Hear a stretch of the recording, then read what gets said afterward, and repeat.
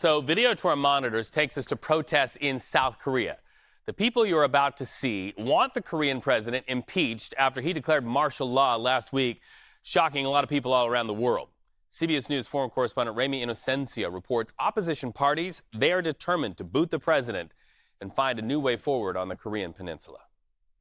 South Korea's opposition Democratic Party legislators have vowed to hold an impeachment vote every single week until President Yoon Suk Yeol is impeached, riding a tide of anger that we witnessed with our own eyes Saturday night at a massive rally outside the country's legislature. That's the National Assembly.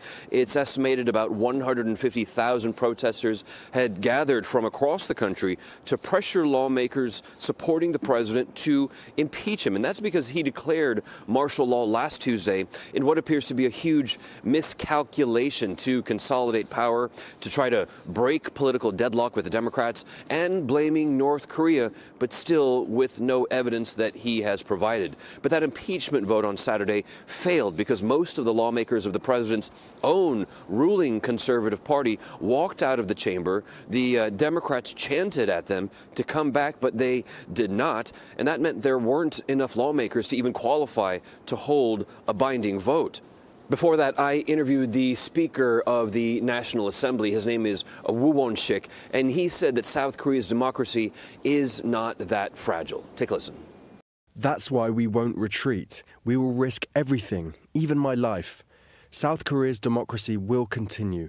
It will be difficult for any forces to regress the country's democracy.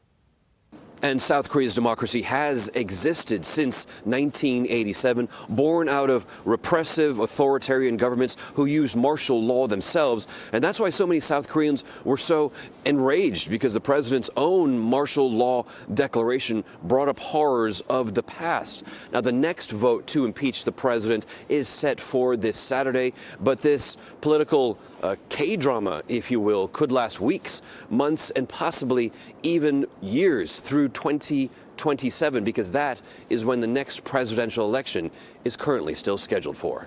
Back to you. CBS News foreign correspondent Ramy Inocencio, thank you, my friend.